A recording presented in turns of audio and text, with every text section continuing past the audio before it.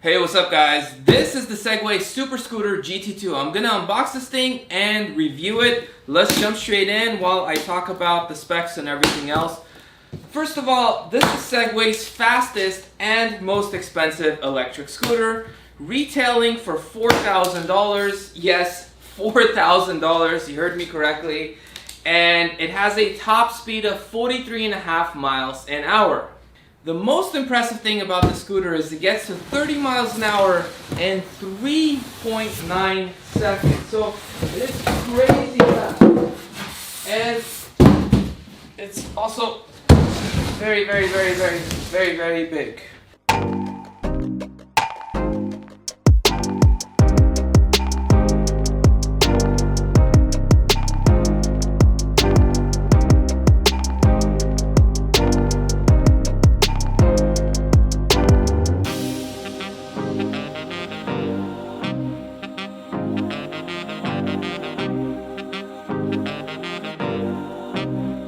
The scooter can actually be charged by both chargers at the same time to achieve a faster charge, and they're both exactly the same charger at 57.8 volts and 2 amps, which gives you a total power output of 115.6 watts, and they are 100 to 240 volts.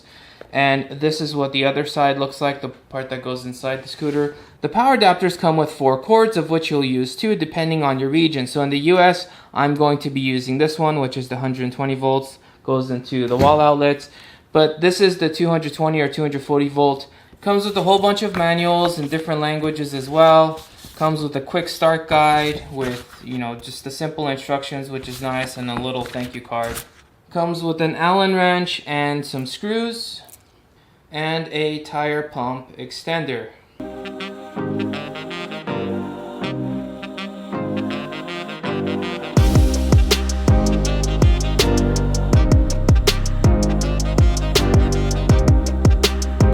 All you do is you pull this red tab up, you push this down while that was being pulled up, and you lower this. Now, this is not on the spring system, so don't just let it go, otherwise it's going to fall. It is metal, but I don't recommend letting it fall. It might break after a while. And to unfold it, you just bring it back, snap it in, and you're done. Super easy.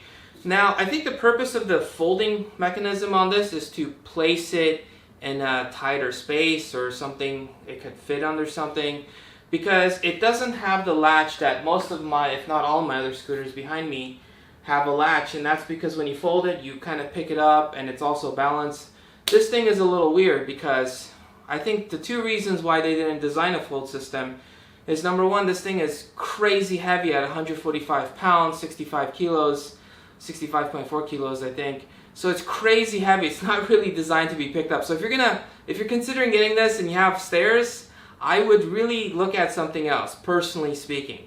Now, the second thing is they needed space for the suspension. So because this is so large, and I guess this part needed to be large to pretty much hold the scooter, this part was short, and so where do you clip it to? You could probably put something here and clip it here, but then it's not going to be balanced. So I think they're just like, you know what, we're only going to fold it just to fit in a smaller space. Getting to the controls, we have this nice hard plastic cover that is transparent, that covers the transparent screen and protects it. Now when I turn on the scooter by holding down the power button for a second or so, if I put the cover on, you could still see through it. However, it does look much better with it off. It is a transparent screen, as I mentioned, and you can make this part a little bit dimmer or a little bit brighter from the app, which I will show you guys momentarily. We have our brakes. We have our horn. If you hold the horn, it does not make a continuous sound. We have our signal. Takes about 2 seconds, turns off. The same is true with the right side. If we want to turn on the lights,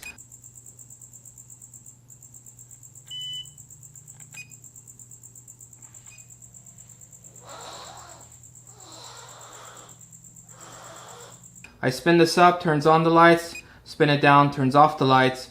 Currently, we're in 2-wheel drive because this is the GT2. If I want to go to 1-wheel drive, goes right here. I just hold this down, I hold this down again, goes back to 2-wheel drive. And while I'm riding, I can tap this once and it'll enable cruise control. Now, we have our power button here. This thing goes between the different modes. So currently it's in walk mode, which is just like a normal scooter, except it weighs way more than that. And then as I go down, it will go between the more modes. So I'm in Park, Eco. When you first get the scooter and it's brand new, it will not allow you to put it in Sport mode because it wants you to ride it according to the manual for 0.6 kilometers. I rode it for 1 or 2 kilometers, then I tried it and it worked. It took me to Sport mode. Now, Eco has a lower top speed, and Sport and Race have the same highest top speed of 70 kilometers an hour or 43.5 miles an hour. Now, this is good that it happened. So when you leave the scooter alone for about 15 seconds or so, something like that, it puts it back into Park mode. Now, I can just basically twist the modes again to go back there one by one, or as a shortcut, I could just tap the power button and it'll take me back to my last mode. Now, Race mode has even faster acceleration and it turns off the traction control, and only in Race mode, you can tap this button once and it'll enable Boost mode, which is the crazy fast acceleration. Now, if I want to go back to walk mode from here, I can basically just continue to tap this up and put it here. Or if I'm here, let's just say I'm in Boost mode, I can basically just hold this and it'll put me to walk mode immediately, essentially. And then we have our throttle, which is pretty good, I would say. And to turn off the scooter, you just hold this for about 2 seconds and you're good to go. So when you get the app, it will ask you to register. After you do that, it will automatically connect with the Bluetooth. You see the little Bluetooth sign right here. It tells you it's connected. You see it right here. It tells you everything on the screen as well. So it's pretty nice. Now, this is the lock button. And when you lock it, you see the little lock sign. This is where it starts beeping and it gets really hard to push. So if I try to go, it starts lighting up and everything, and if you do it too much, it starts beeping at you. And it's pretty loud until you basically disable it right here. And then, there it is, good to go. Okay, so here are a few interesting things that I found out. So first of all, if you go to settings, firmware, I did update it. Lighting effects, I'll show you guys a visual of that. This is where you make this main screen brighter or dimmer. It's kind of hard to see here, but that's the strongest, medium, and dimmest setting. You could turn on the headlights from here, associate with headlight. You could do the different glow lights, which I will show you guys an example of that.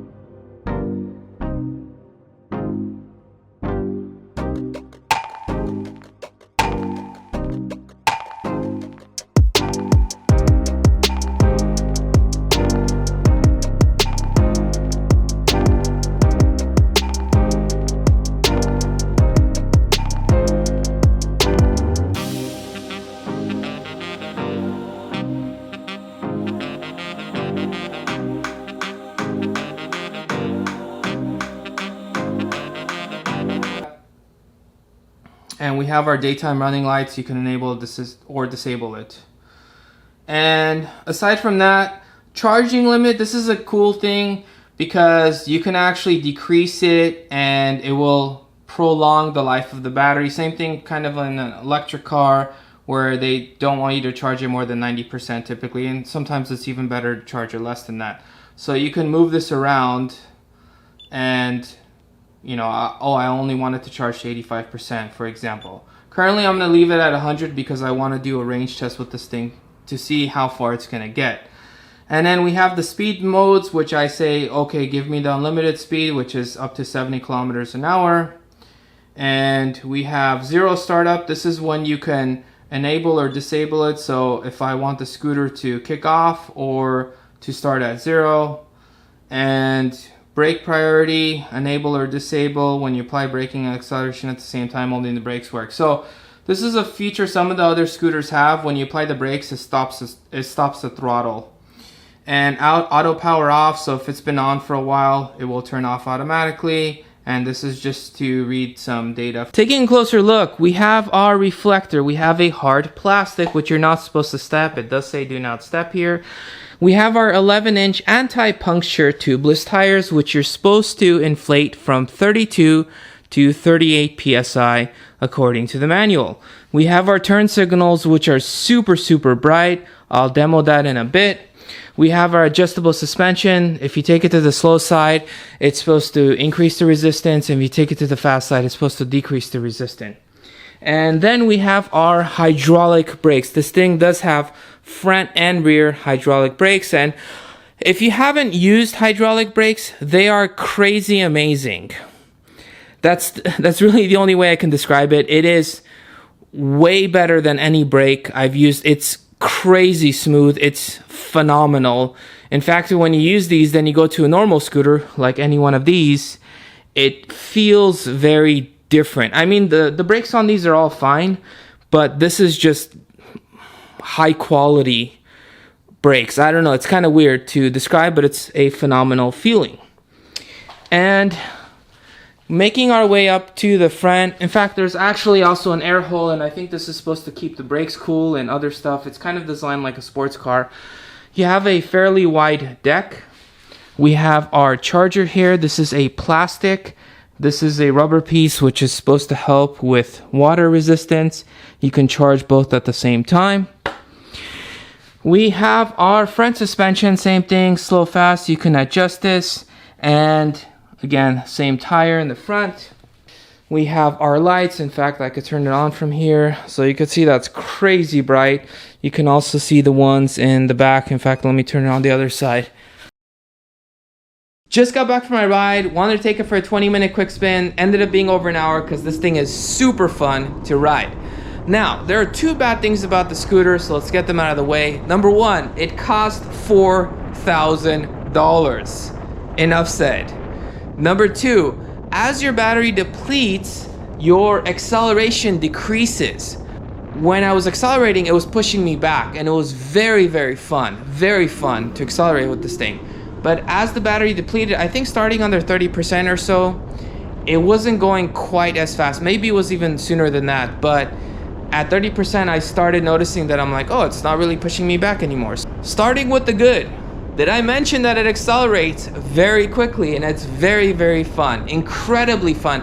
I even stopped at some hills at the beginning of the hill where you start to ascend, and I essentially went into boost mode, went up the hill, and this thing was flying across those things, which is really funny because most of the budget scooters, this is where they struggle to going up those hills, and I'm not starting those hills at 0 miles an hour. I have some speed when I hit those long hills, and they still tend to struggle a bit, or more than a bit, I should say. Now, comfort wise, this thing is uber comfortable, a lot of foot space, or feet space I should say.